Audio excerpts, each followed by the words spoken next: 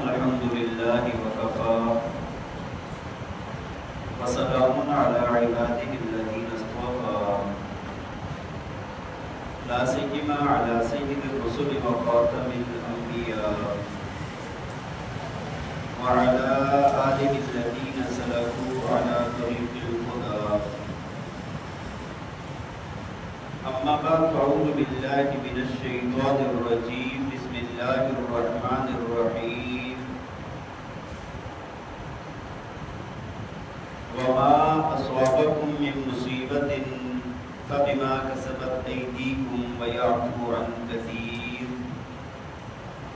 صدق الله العظيم وصدق رسوله النبي الكريم ونحن على ذلك لمن الشاهدين والشاكرين والحمد لله رب العالمين. محبت اور شوق کے ساتھ اتباع کریں. اللهم صل على سيدنا ومولانا محمد وعلى آل سيدنا ومولانا محمد وبارك وسلم. اللهم صل على سيدنا ومولانا محمد وعلى آل سيدنا ومولانا محمد وبارك وسلم. اللهم صل على سيدنا ومولانا محمد وعلى آل سيدنا ومولانا محمد وبارك وسلم.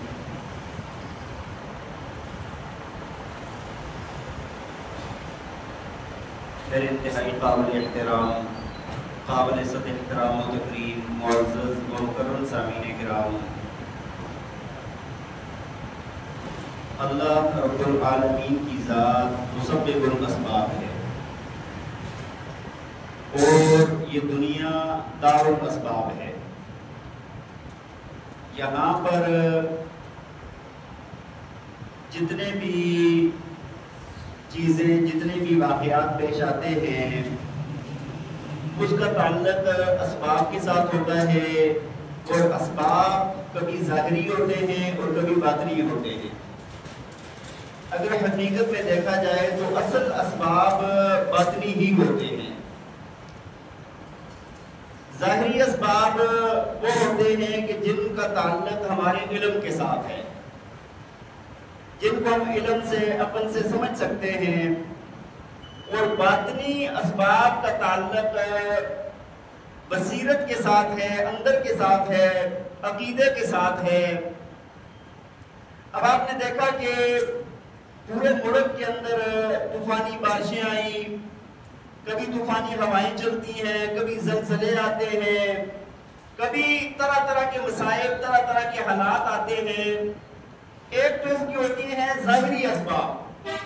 مثال کے طور پہ بارشیں بہت زیادہ ہو گئیں، گلیاں ٹوٹ گئیں، تعلیمی ادارے ٹوٹ گئے، بستیاں تباہ ہو گئیں، لوگوں کے خاندان بے گئے، مال مویشی بے گئے، طرح طرح کے نقصانات ہوئے. ایک تو ظاہری اسباب ہیں کہ بھائی اس کے لیے انتظام اچھا نہیں کیا ہوا. ظاہری اسباب ہے نا کہ بھائی انتظام نہیں اچھا کیا ہوا، پانی کی سیوریج کا نظام ٹھیک نہیں ہے. مختلف طرح کے ظاہری اسباب ہیں، ان کو اختیار کرنا بھی بہت ضروری ہے. لیکن اس کے اندر یہ دیکھا جاتا ہے کہ بھائی باطنی سبب کیا بنا، باطن کے اندر خفیہ طور پر کون سی چیز اس کی وجہ بنی ہے جس کی وجہ سے اللہ کے یہ عذاب آئے ہیں. جتنے بھی نقصانات ہوتے ہیں، جتنی بھی یہ کام ہوتے ہیں، جو بھی اللہ کی طرف سے عذاب آتا ہے، اس کے پیچھے باطنی اسباب لازمی موجود ہوتے ہیں. اللہ رب العالمین نے قرآن پاک میں یہ فرمایا کہ ظہر الفساد فی البر والبحر بما کسبت ایدی الناس. فرمایا کہ دنیا کے اندر، بر اور بحر کے اندر، خشکی اور تری کے اندر کوئی بھی فساد جو ظاہر ہوتا ہے، فرمایا کہ وہ انسانوں کے اپنے ہاتھوں کے کیے ہوئے کی وجہ سے ہوتا ہے. جو انسان کے اعمال جاتے ہیں اس کے حساب سے اللہ تعالیٰ کی طرف سے فیصلے آتے ہیں. تو باطن کا بہت بڑا تعلق ہے اس کے ساتھ، اور یہ تو اللہ رب العالمین کا بہت بڑا کرم ہے. اللہ تعالیٰ کے بہت بڑے انعام ہیں کہ اللہ تعالیٰ ہر گناہ کے بدلے، ہر برائی کے بدلے، ہمارے ہر برے عمل کے بدلے اللہ تعالیٰ بدلہ نہیں لے. اللہ تعالیٰ نا معاف فرما دیتے ہیں زیادہ تر کو، ہر چیز پر عذاب نہیں بھیجتا. اللہ تعالیٰ نے قرآن پاک سورہ شورى میں فرمایا وما اصابکم من مصیبت فبما کسبت ایدیکم ویعفو عن کثیر. اللہ تعالیٰ فرماتے ہیں، فرمایا کہ جو بھی تمہارے اوپر مصیبت آتی ہے، جو بھی تمہارے اوپر بلا آتی ہے، کوئی بھی تکلیف آتی ہے، آزمائش آتی ہے، فرمایا کہ تمہارے اپنے کیے ہوئے کاموں کی وجہ سے آتی ہے. اور آگے اللہ رب العالمین فرماتے ہیں کہ وَيَعْفُو عَنْ كَثِيرٍ، فرمایا کہ بہت زیادہ کو تو ہم معاف کر دیتے ہیں. تو اس بات کو سمجھنا چاہیے. ایک تو یہ ہے کہ بھائی ظاہری اسباب کو اختیار کرنا بھی بہت ضروری ہے، ظاہری اسباب کو اختیار کرنا بھی بہت ضروری ہے. حکومت کا کام ہے، ہر جگہ کے رہنے والوں کا یہ کام ہے کہ وہ اپنے انتظام کو اچھا کریں، اپنے سیورج کے نظام کو اچھا کریں. اگر بارشوں کا خطرہ ہے تو اپنے سیورج کے نظام کو اچھا کریں، پانی کے لیے رکاوٹیں ختم کریں، نالوں کے اندر غلط کوڑا کرکٹ نہ پھینکیں. ہاں، گھروں کی تعمیر کے اندر احتیاط کی جائے، بہت سارے اس طرح روڈ گلیاں پکی کی جائیں، ان کو اچھے پختہ طریقے سے تیار کیا جائے، تعلیمی اداروں کو محفوظ بنایا جائے، اپنی زمینوں کو محفوظ بنایا جائے. جتنا ممکن ہے اتنی کوشش کرنی چاہیے. یہ ظاہری اسباب ہیں. یہاں تک عوام خود کر سکتی ہے، کرے، نہیں تو کون کرے گا؟ حکومت کا کام ہے. حکومت کی ذمہ داری میں یہ آتا ہے کہ وہ عوام کو تحفظ دے، امن و امان دے. تو حکومت جتنا اس کو پس پہنچتا ہے اس کے ذمہ یہ کرنا لازم ہے. تعلیم دینا، علاج معالجہ کرنا، کسی کے اوپر آفات آ گئی پھر اس کا خیال رکھنا، کسی کا گھر بہ گیا اس کا خیال رکھنا، یہ مسلمانوں کی بھی ذمہ داری ہے، اسلامی حکومت کی بھی ذمہ داری ہے.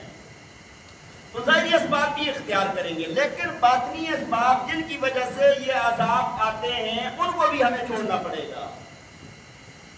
اگر ہم ماضی کے اندر ایسے واقعات دیکھتے ہیں تو ہمیں قرآن پاک کے اندر بھی اس طرح کے واقعات نظر آتے ہیں. قرآن میں جو بھی واقعہ بیان کیا جاتا ہے، کیوں بیان کیا جاتا ہے جی؟ اس بات کا پتہ ہے کسی کو؟ اللہ تعالیٰ نے موسیٰ علیہ السلام کے واقعے کو جگہ جگہ بیان فرمایا. اسی طرح بہت سارے انبیاء کرام کے واقعات کو بیان فرمایا، بہت ساری تباہ ہونے والی قوموں کے واقعات کو بیان فرمایا اللہ تعالیٰ نے. تو بیان کرنے کا مقصد کیا ہے؟ ہاں جی، اللہ تعالیٰ صرف واقعہ سنا رہے ہیں ہمیں، اس طرح قصے کہانیاں ہوتے ہیں اللہ تعالیٰ وہ سنا رہے ہیں. واقعہ بیان کرنے کا مقصد ہوتا ہے فَاعْتَبِرُوا يَا أُولِي الْأَبْصَارِ. واقعہ اس لیے بیان کیا جاتا ہے تاکہ دیکھنے والا عبرت حاصل کرے کہ یار فلاں نے ایسے ایسے کام کیے تھے اور اس کا یہ نتیجہ نکلا، اگر ہم یہ کام کریں گے تو ہمارا بھی یہ نتیجہ نکلے گا. اب مثال کے طور پہ آپ بچے کو سمجھاتے ہیں، بیٹے کو کہتے ہیں کہ گاڑی سے باہر ہاتھ نہ نکالو، باہر سر نہ نکالو، ٹرین میں جا رہے ہیں تو باہر نہ لٹکو. بچوں کو ہم سمجھاتے ہیں، بچے سمجھتے نہیں ہیں، لیکن آپ ان کو ایک واقعہ سناتے ہیں کہ یار ایک بندہ نا وہ ٹرین کے اندر جا رہا تھا، اس نے ایسے باہر دیکھنے کی کوشش کی، اس کا سر کسی درخت کے ساتھ لگا اور ادھر ہی وہ نیچے گرا اور ادھر ہی وہ ٹکڑے ٹکڑے ہو کے مر گیا. اب بچے کو پہلے آپ سمجھا رہے تھے وہ سمجھ نہیں رہا تھا، لیکن جب آپ نے واقعہ سنایا ساتھ تو پھر کیا ہو گیا، اس کے ذہن میں یہ بات پختہ ہو جائے گی. کوئی بھی بات سمجھانے کے لیے واقعے کا بیان کرنا بڑا مفید ہوتا ہے. اللہ تعالیٰ ہمیں جو واقعات سناتے ہیں کہ بھائی پہلی قوموں نے فلاں فلاں غلطیاں کی، فلاں فلاں گناہ کیے، ان کی وجہ سے ان کے اوپر یہ عذاب آئے، تو یہ ہمارے لیے عبرت کے لیے ہوتے ہیں. یہ صرف واقعات نہیں ہوتے، ہمارے لیے عبرت ہوتی ہے اس کے اندر. قرآن پاک کے اندر نا دو واقعات ایسے ہیں کہ جو یہی غرق کے متعلق ہیں، طوفان کے متعلق ہیں، پانی کی وجہ سے تباہی کے متعلق ہیں. اور واقعات کچھ آپ کے سامنے ہیں جو دنیا میں روز پیش آتے رہتے ہیں، ہاں جی پیش آتے رہتے ہیں. لیکن اللہ تعالیٰ نے قرآن پاک میں دو بڑے واقعات بیان فرمائے ہیں کہ جن کی وجہ سے قومیں تباہ ہوئی ہیں. ایک واقعہ بیان فرمایا اللہ تعالیٰ نے حضرت نوح علیہ السلام کا. حضرت نوح علیہ السلام کے متعلق آپ جانتے ہیں کہ یہ پہلے رسول ہیں. حضرت نوح علیہ السلام پہلے رسول ہیں. اس سے پہلے نبی گزرے ہیں، انبیاء گزرے ہیں، رسول پہلے ہیں. یہ بات سمجھ آ رہی ہے کہ نہیں؟ سب سے پہلے رسول کون ہے؟ حضرت نوح علیہ السلام. اس سے پہلے جو گزرے ہیں وہ نبی گزرے ہیں. ہاں، کچھ نبی وہ ہوتے ہیں جو نبی بھی ہوتے ہیں، رسول بھی ہوتے ہیں. کچھ صرف نبی ہوتے ہیں، کچھ صرف جو رسول ہوتا ہے وہ نبی بھی ہوتا ہے. ٹھیک ہے جی. تو اب یہ شریعت، باقاعدہ شریعت لے آ کر احکامات کے بتانے والے، اللہ کی توحید کے بتانے والے، یہ کرنے والے نوح علیہ السلام پہلے پیغمبر ہیں. آپ ان کے متعلق جانتے ہیں قرآن پاک نے بیان فرمایا ہے کہ اللہ تعالیٰ نے ان کو بہت لمبی عمر عطا فرمائی، جس میں سے 950 سال یہ اپنی امت کو دعوت دیتے رہے۔ کتنا عرصہ امت کیا کر رہی تھی؟ امت جو ہے نا وہ کفر اور شرک کے اندر مبتلا تھی۔ 950 سال دعوت دینے کے بعد ٹوٹل جن لوگوں نے ایمان قبول کیا، حضرت نوح علیہ السلام کی بات کو مانا، وہ 80 ہیں۔ کتنے ہیں؟ 80 ہیں۔ ایک ساتھی مجھے کہنے لگا، کہتا ہے کہ یار آج کل نا مولوی حضرات تو جمعے پڑھاتے ہیں، بیان کرتے ہیں، درس ہوتے ہیں، لوگ مانتے ہی نہیں، اثر ہی نہیں ہوتا۔ میں نے کہا وہ نبی کی نہیں مانتے۔ اور بھائی ہم کون سے باہر کی مولی ہیں؟ ہم تو گنہگار انسان ہیں، مولوی تو گنہگار انسان ہے، عام بندہ ہے ایک، جو اللہ کا نبی ہوتا ہے، معصوم ہوتا ہے، گناہوں سے پاک ہوتا ہے، اللہ کا انتہائی درجے کا قرب کا مقام ہوتا ہے، اس کی نہیں مانتے لوگ۔ بات سمجھ آ رہی؟ اس میں علماء کی غلطی نہیں ہے، ہمارے اپنے دل کالے ہو گئے ہیں، ہمارے اپنے دل کالے ہو گئے ہیں، ہماری آنکھیں اندھی ہو گئی ہیں، ہمارے دل دماغ بند ہو گئے ہیں۔ قرآن وہی ہے، حدیث وہی ہے، ہاں جی سب کچھ وہی ہے، مسجدیں وہی ہیں، اثر نہیں ہو رہا، ہمارے اپنے اندر مسئلہ آ گیا ہے۔ جس طرح ایک بندے کو نزلہ لگا ہوتا ہے نا جی، نزلہ جس کو لگا ہوا ہو نا، تو آپ بہت عنبر کی خوشبو اس کے سامنے کریں، ناک بند ہے جس کی، ہاں جی طرح طرح کی اچھی اچھی خوشبوئیں سامنے کر، وہ کہے گا مجھے نہیں آ رہی۔ اب ہم یہ نہیں کہہ سکتے کہ بھائی عنبر کی خوشبو نے اپنا اثر چھوڑ دیا ہے، ہاں جی ہم یہ نہیں کہیں گے کہ فلاں خوشبو نے اپنا اثر چھوڑ دیا ہے، بلکہ ہم یہ کہیں گے کہ بھائی اگلے کا ناک بند ہے۔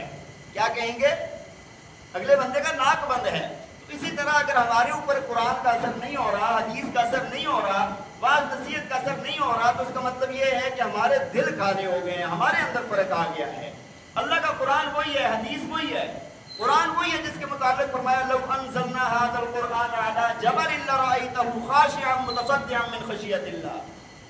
اس قرآن کو پہاڑوں پر بھی نازل کیا جاتا تو وہ ریزہ ریزہ ہو جاتے، وہ ٹکڑے ٹکڑے ہو جاتے۔ قرآن وہی ہے، ہمارے دل پتھر سے بھی زیادہ سخت ہو گئے ہیں۔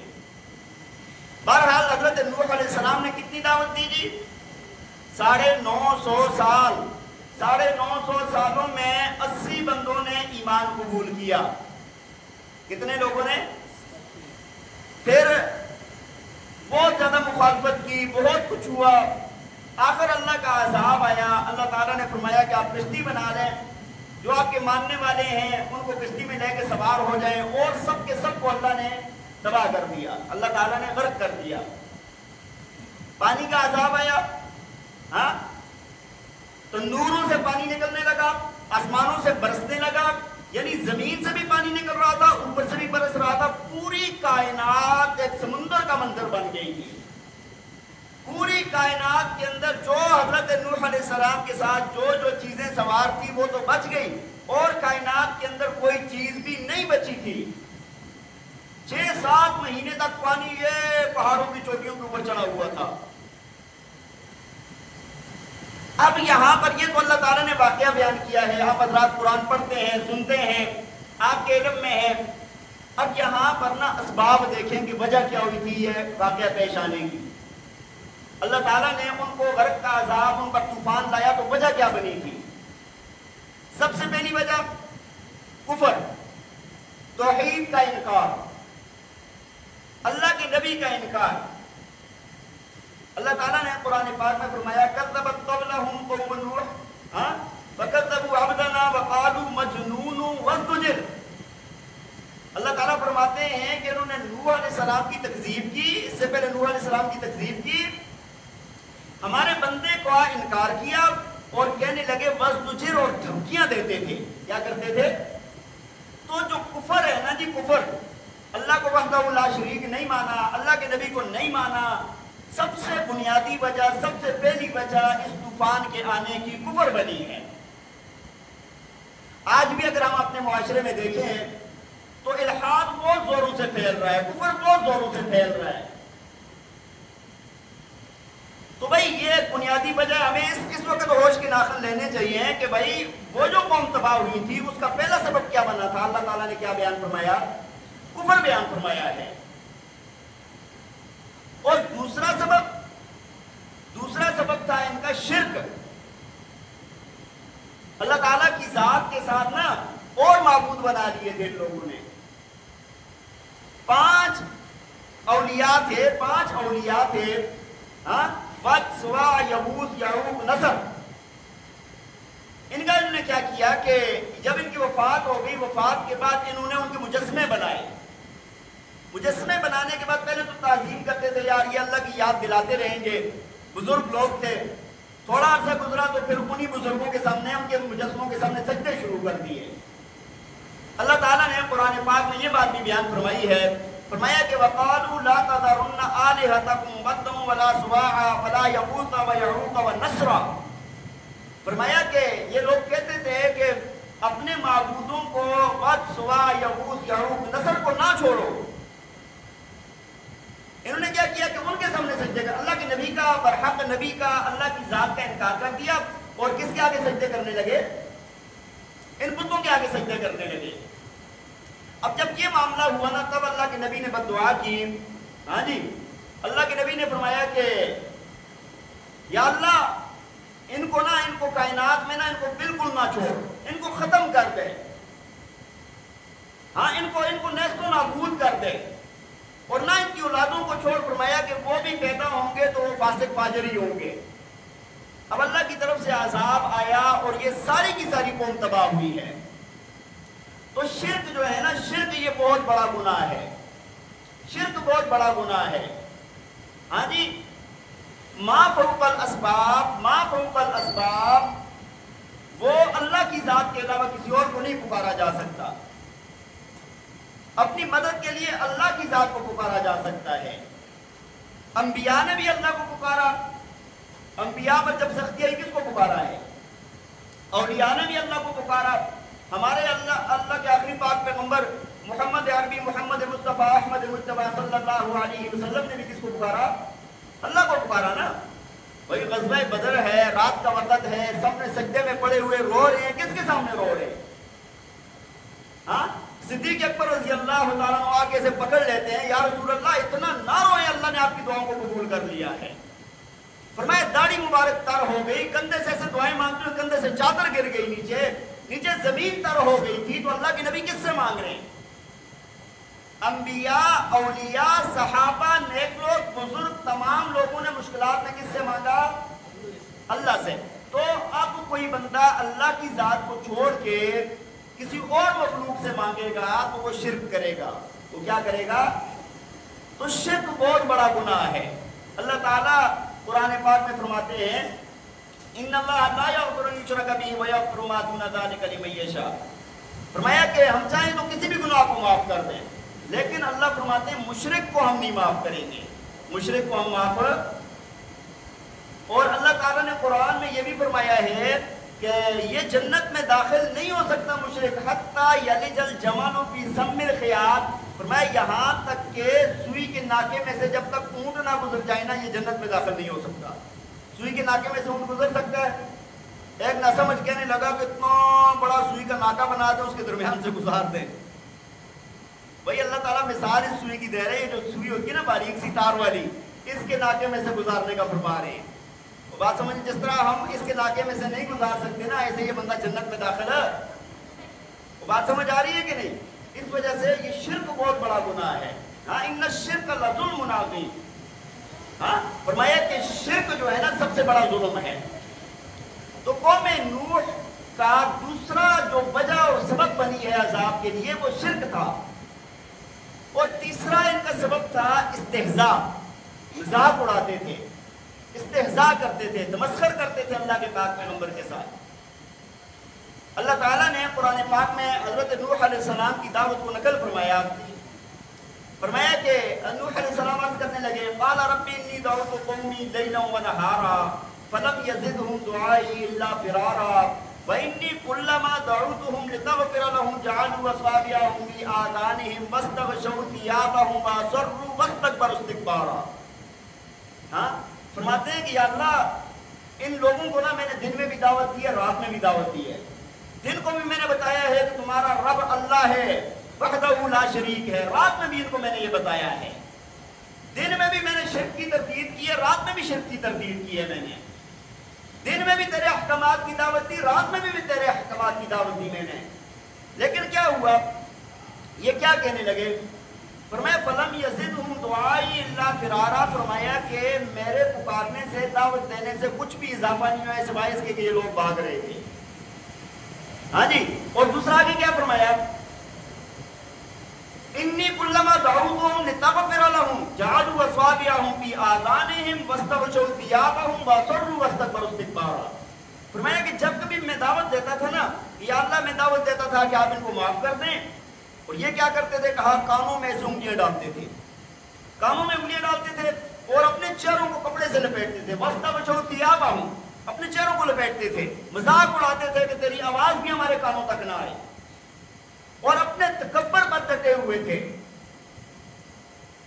اب اس تکبر کی وجہ سے کیا ہوا کہ اس اللہ کے نبی کے مذاق اڑانے کی وجہ سے یہ بھی ایک سبب بنا ہے ان پر پانی کا عذاب آنے کا. جب نیک لوگوں کا مذاق اڑایا جاتا ہے تو اس وقت یہ چیز سبب بنتی ہے کہ اللہ کی طرف سے عذاب آئے. آج سوشل میڈیا کا دور ہے، ہر بندہ عالم ہے، ہر بندہ مفتی ہے. ہاں جی. ہمارے ملک میں تو بھائی نہ مفتی کی کمی ہے، نہ عالم کی کمی ہے، نہ حکیم کی کمی ہے.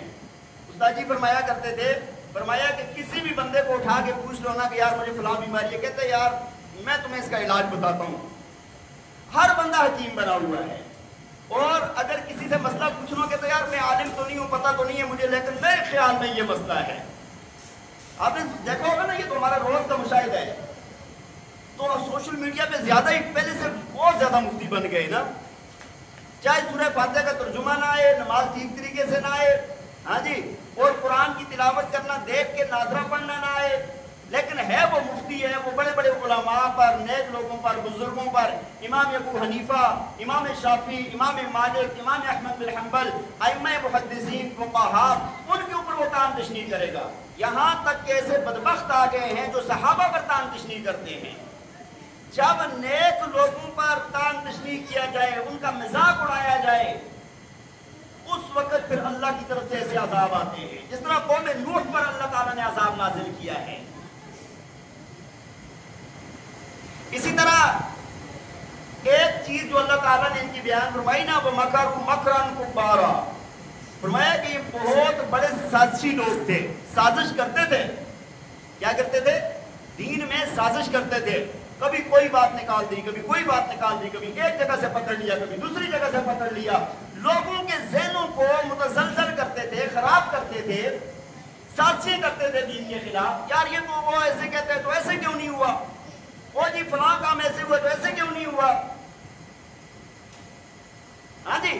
اب آپ دیکھیں کہ اللہ تعالیٰ تو اپنی قدرت کے تحت چلاتے ہیں نا اپنے نظام کو. یہ تو نہیں ہوتا کہ اللہ تعالیٰ ہماری باتوں کی وجہ سے یا جو لوگ کہیں گے اس طرح اپنے نظام کو بدل دے. وہ تو مالک الملک ہے، قادر مطلق ہے، کسی کا مجبور تھوڑا ہی ہے. بات سمجھ آ رہی ہے؟ تو یہ لوگ سازشیں کرنے والے کیا کرتے ہیں؟ کہتے ہیں یار اگر فلاں جگہ پر یہ واقعہ پیش آیا تھا، نبی کا یہ معجزہ پیش آیا تھا، تو پھر فلاں کام کیوں نہیں ہوا تھا؟ فلاں وقت میں یہ بات تو نبی نے بتا دی، لیکن فلاں وقت میں اس طرح کا واقعہ پیش آیا، اس وقت کیوں نہیں بتایا؟ فلاں وقت میں تو کسی ولی کو کوئی الہام ہو گیا، کشف ہو گیا، لیکن فلاں واقعہ ایسا پیش آیا، اس وقت کیوں نہیں ہوا؟ مطلب سچے واقعے کی تردید کرتے ہیں مثالیں دے دے کر، نہ سازشیں کرتے ہیں، دین کے اندر کجی تلاش کرتے ہیں.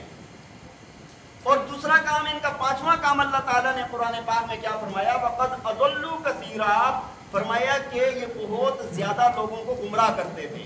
لوگوں کو کیا کرتے تھے؟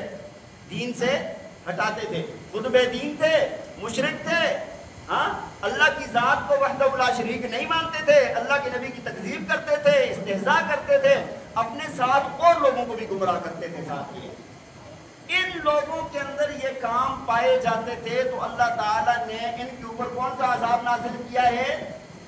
طوفان آیا ہے، غرق کا عذاب اللہ نے ان کے اوپر نازل کیا ہے.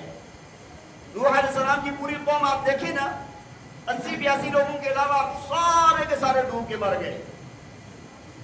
پہلے تو اچھا اس کے اندر اپنا بیٹا کنعان، حضرت نوح علیہ السلام کا اپنا بیٹا کنعان، کون نہیں ماننے والا تھا، اللہ نے اس کو بھی غرق کر دیا. بات سمجھ آ رہی ہے کہ نہیں؟ اس وجہ سے بھائی ان اسباب کو دیکھنا چاہیے، ان چیزوں کو دیکھنا چاہیے کہ اللہ کا عذاب آتا ہے تو کیوں آتا ہے. واقعہ قرآن نے اور نقل کیا ہے.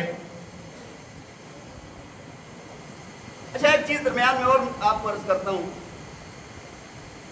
بعض دفعہ نا لوگوں کا ایک بات ہوتی ہے کہ یار مطلب کس جگہ پر زلزلہ آ گیا, پانی کا عذاب آ گیا, کوئی بھی عذاب اللہ کی طرف سے نازل ہو گیا, کہتے ہیں یار وہاں کے تو لوگ اتنے برے ہیں اس وجہ سے یہ عذاب آیا. عذاب آتا برائیوں کی وجہ سے ہے, عذاب آتا برائیوں کی وجہ سے ہے, باطنی سبب اس کا برائی ہے. لیکن سب پر وہ حکم لگانا غلط ہے. سب پر وہ حکم لگانا کیا ہے؟ نیک لوگ بھی ہوتے ہیں اس میں.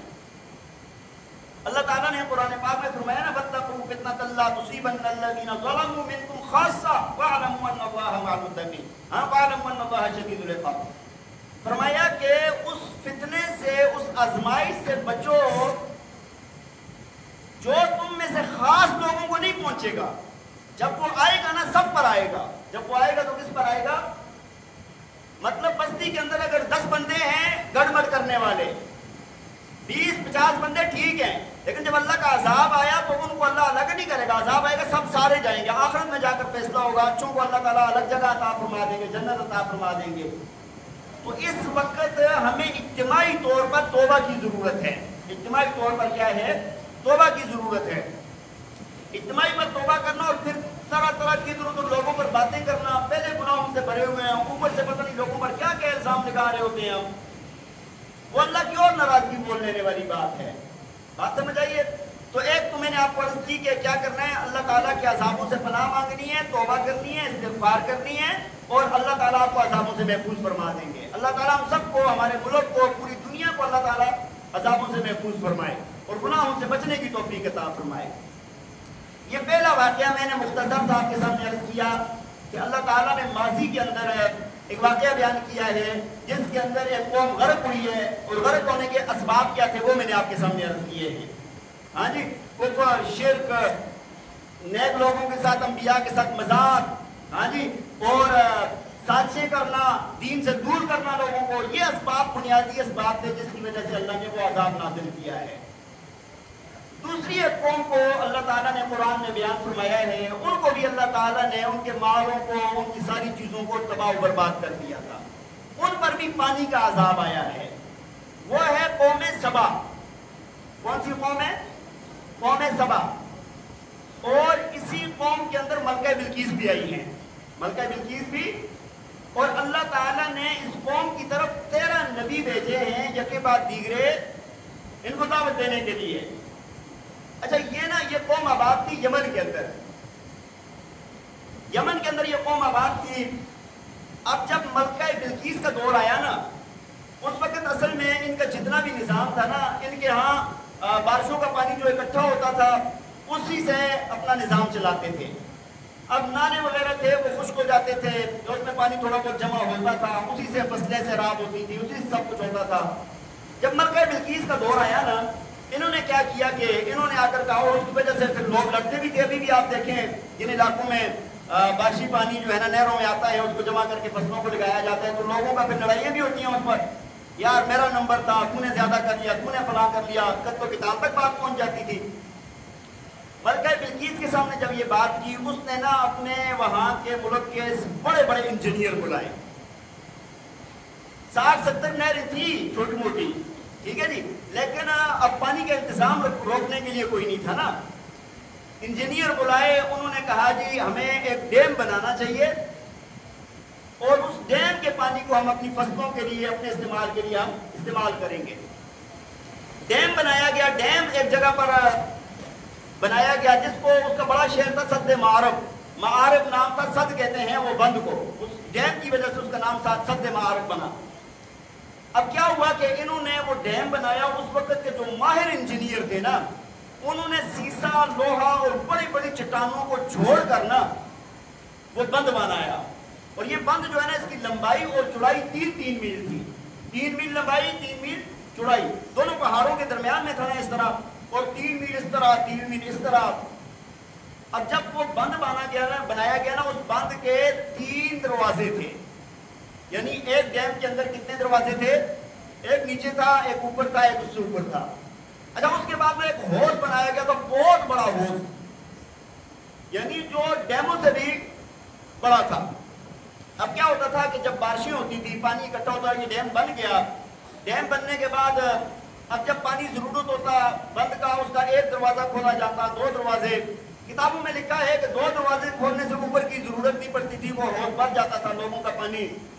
اب جب یہ ہوا نا، وہاں کی آب و ہوا بہت اچھی تھی، ہاں، اور زمین زرخیز ہو گئی، اب پانی اس کو خوب ملنے لگا، اب اتنے باغات ہو گئے کہ سینکڑوں میلوں پر باغات ہی باغات نظر آتے تھے، لوگ بڑے مالدار ہو گئے، دار چینی وہاں پر تھی، ہاں جی، الائچی تھی، سیب کے، مختلف طرح کے باغات وہاں پر، اور روڈوں کے نا کنارے جو تھے نا وہ بھی بھرے ہوئے تھے باغات سے۔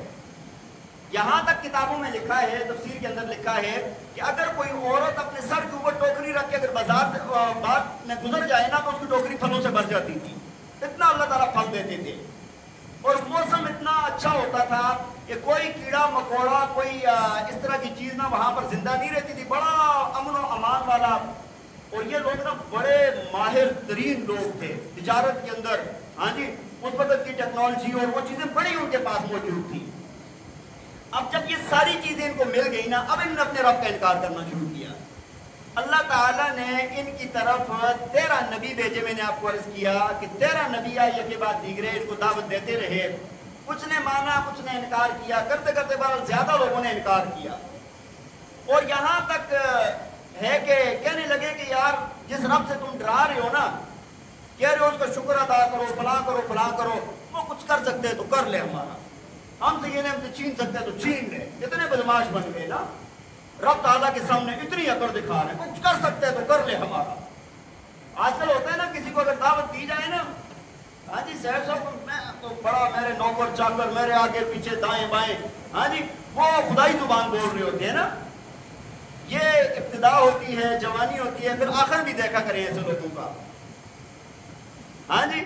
ایسے لوگ ہمارے بہت سارے ایسے واقعات پیش آئے ہیں کہ پہلے ان کی بدماشیاں دیکھیں اور بعد میں جب آخری وقت آیا تو کتنی لاوارسی میں ان کی موتیں ہوئی ہیں، ہاں، کیسے روتے پیٹتے اور بالکل یتیموں کی طرح ان کی جو ہے نا وہ کسی نے پوچھا بھی نہیں ہے ان کو۔ تو یہ لوگ بھی نا بدماش بن گئے تھے، اللہ تعالیٰ کو للکارنے لگے، رب تعالیٰ کی خدائی کو للکارنے لگے، رب تعالیٰ کی طاقت کو للکارنے لگے۔ اللہ تعالیٰ نے ان کا یہ واقعہ قرآن میں نقل فرمایا ہے۔ اللہ تعالیٰ فرماتے ہیں لَقَدْ كَانَ لِسَبَإٍ فِي مَسْكَنِهِمْ آيَةٌ جَنَّتَانِ عَنْ يَمِينٍ وَشِمَالٍ كُلُوا مِن رِّزْقِ رَبِّكُمْ وَاشْكُرُوا لَهُ بَلْدَةٌ طَيِّبَةٌ وَرَبٌّ غَفُورٌ۔ اللہ تعالیٰ فرماتے ہیں کہ یہ جو سبا کے رہنے والے تھے نا، ان کی رہائشوں میں ان کے لیے بڑی نشانیاں تھیں۔ ان کے جنتان عن یمین و شمال، اللہ فرماتے ہیں کہ ان کے دائیں اور بائیں نا بڑے باغات تھے، بہت لمبے چوڑے دائیں بائیں ان کے باغات تھے۔ اللہ تعالیٰ نے کیا فرمایا؟ کُلُوا مِن رِّزْقِ رَبِّكُمْ وَاشْكُرُوا لَهُ۔ اللہ تعالیٰ نے فرمایا کہ اللہ کی دی ہوئی روزی میں سے کھاؤ اور اس کا شکر ادا کرو۔ آسان کام تھا، شکر ادا کرنا تھا نا۔ اللہ کی نعمتیں کھاؤ، شکر ادا کرتے جاؤ، بس اللہ نعمتیں بڑھاتا رہے گا۔ شکر ادا کرنے کا اصول ہے بھائی، قرآن نے بیان کیا ہے کہ لَئِن شَكَرْتُمْ لَأَزِيدَنَّكُمْ۔ اللہ تعالیٰ فرماتے ہیں کہ اگر تم شکر کرو گے، وَإِن شَكَرْتُمْ لَأَزِيدَنَّكُمْ، اگر تم شکر کرو گے تمہاری نعمتوں کو بڑھا دوں گا میں۔ شکر گزار بندے کی نعمتیں بڑھتی رہتی ہیں۔ اللہ نے یہی فرمایا شکر گزاری کرو اور کھاؤ پیو۔ بَلْدَةٌ طَيِّبَةٌ، اللہ فرماتے ہیں بڑا پاکیزہ شہر ہے تمہارا، بڑا زبردست، جس میں نے آپ کو عرض کی کہ کوئی سانپ بچھو کیڑا مکوڑا اس طرح کی چیزیں نہیں آتی تھی۔ یہاں تک لکھا ہے اگر باہر کی بستیوں سے کوئی بندہ آئے، اس کے ساتھ پسو کوئی اس طرح کی چیز آ گئی تو وہ مر جاتی تھی۔ اتنی صاف ستھری آب و ہوا تھی کہ وہاں پر انسانوں کے لیے بہت بہترین تھی اور یہ چیزیں نہیں رہ سکتی تھی، اور پھل بھی خوب آتے تھے، نقصان بھی کوئی نہیں ہوتا تھا، پانی بھی کھلا ہے، تجارت بھی ہو رہی ہے۔ آگے فرمایا وَرَبٌّ غَفُورٌ، تمہارا رب بھی اتنا کریم ہے نا، وہ بھی معاف کرنے والا ہے۔ مطلب اگر چھوٹی موٹی ہو بھی جاتی ہے نا، جب اس کے ساتھ عرض کرو گے یا اللہ معاف کرو، وہ معاف کر دے گا۔ مطلب دیکھیں اللہ کی نعمتیں دیکھیں، پھر اپنے رب کی مہربانی دیکھیں، یہ ساری چیزیں تھیں نا۔ آگے اللہ تعالیٰ نے پتہ ہے کیا فرمایا؟ فرمایا فَأَعْرَضُوا فَأَرْسَلْنَا عَلَيْهِمْ سَيْلَ الْعَرَمِ۔ اللہ تعالیٰ فرماتے ہیں نے اعراض کیا، اللہ تعالیٰ کی، رب تعالیٰ کی خدائی سے اعراض کیا، اللہ کی نعمتوں سے اعراض کیا، ہاں، رب کا شکر ادا کرنے کے بجائے تکبر کیا انہوں نے۔ اللہ تعالیٰ فرماتے ہیں فَأَرْسَلْنَا عَلَيْهِمْ سَيْلَ الْعَرَمِ، فرمایا کہ ہم نے ان کے اوپر سیل عرم چھوڑ دیا پھر سیل عرم کو جو بند باندھا ہوا تھا نا وہ بند ٹوٹا پھر وَبَدَّلْنَاهُمْ بِجَنَّتَيْهِمْ جَنَّتَيْنِ ذَوَاتَيْ أُكُلٍ خَمْطٍ وَأَثْلٍ مِنْ سِدْرٍ قَلِيلٍ اللہ تعالیٰ فرماتے ہیں پھر کیا ہوا کہ پھر یہ ہوا ان کے وہ جو 2 باغات تھے نا میں نے ان کو تبدیل کیا ہے پھر وہاں پر جھاڑیاں تھی اور وہ باغات تو تباہ ہو گئے اور جھاڑیاں تھی وہاں پر کچھ بیر جنگلی بیر تھے کڑوے سوے سے اس طرح کے بیر تھے اور کوئی بھی چیز وہاں پر باقی نہیں بچی اب اس واقعے کے اندر بھی ہمارے لیے سبق ہے اس واقعے کے اندر بھی ہمارے لیے کیا ہے سبق ہے کہ بھائی جب اللہ تعالیٰ کی نعمتوں کی شکر گزاری نہیں کی جاتی ان سے اعراض کیا جاتا ہے اللہ کو وحدہ لا شریک نہیں مانا جاتا اللہ کے سامنے تکبر کیا جاتا ہے تو اللہ نعمتیں چھین لیتا ہے اور عذاب کون سا آتا ہے پانی والا عذاب آتا ہے اس وجہ سے جو عذاب آیا ہے اس کے اسباب کو دیکھیں کہ کن اسباب کی وجہ سے آیا اگر آپ پر بھی وہ تکلیف ہے تو ان اسباب کو چھوڑ دیں اللہ تعالیٰ کے ان عذابوں سے محفوظ ہو جائیں گے آپ جتنی بھی قومیں دیکھیں نا عذاب آیا کیوں آیا شیطان اگر مردود لائن ہوا ہے تو کیوں ہوا ہے اللہ کی نافرمانی کی قابیل مردود ہوا ہے تو اللہ کی نافرمانی کی نوح علیہ السلام کی قوم ڈوب جاتی ہے طوفان میں آ جاتا ہے اللہ کی نافرمانی کی قوم سمود پر عذاب آتا ہے کیوں اللہ کی نافرمانی کی قوم عاد پر تیز و تند ہوائیں چلتی ہیں وہ سارے کے سارے مارے جاتے ہیں وجہ اللہ کی نافرمانی کی بنی اسرائیل والوں کو بندر اور خنزیر بنا دیا جاتا ہے وجہ کیا ہے اللہ کی نافرمانی کی جب اللہ کی نافرمانی ہوگی تو اس کے وہ معاملات ظاہر بھی ہوں گے ایک قرآن کی آیت میں پڑھ رہا تھا بڑی میرے دل کو لگی ابھی کے اس کے حساب سے اللہ تعالیٰ فرماتے ہیں وَلَا يَرَوْنَ أَنَّهُمْ يُفْتَنُونَ فِي كُلِّ عَامٍ مَرَّةً أَوْ مَرَّتَيْنِ ثُمَّ لَا يَتُوبُونَ وَلَا هُمْ يَذَّكَّرُونَ اللہ فرماتے ہیں کیا یہ دیکھتے نہیں ہیں کہ سال میں 1 یا 2 بار ان کے اوپر عذاب آتا ہے آزمائش آتی ہے ہمارے بھی حالات یہی چل رہے ہیں اللہ تعالیٰ نے اس وقت کے متعلق منافقین کے متعلق ان لوگوں کے متعلق فرمایا تھا سورہ توبہ کے اندر لیکن ہمارے اوپر بھی نا سال میں 1-2 کوئی نہ کوئی وبائیں آتی ہیں اللہ تعالیٰ فرماتے ہیں ثم لا یتوبون آتی بھی ہیں توبہ پھر بھی نہیں کرتے ولا هم یذکرون اور نہ ہی نصیحت حاصل کرتے ہیں تو ہم نے کیا کرنا ہے توبہ بھی کرنی ہے اور نصیحت بھی حاصل کرنی ہے اللہ تعالیٰ ہمارے گناہوں کو معاف فرمائے اور اللہ تعالیٰ ہماری کمزوریوں کو معاف فرما کر اللہ تعالیٰ جتنے بھی عذاب ہیں جتنے بھی ایسے فساد ہیں اللہ تعالیٰ ان سے ہماری حفاظت فرمائے وآخر دعوانا الحمدللہ رب العالمین اذان کے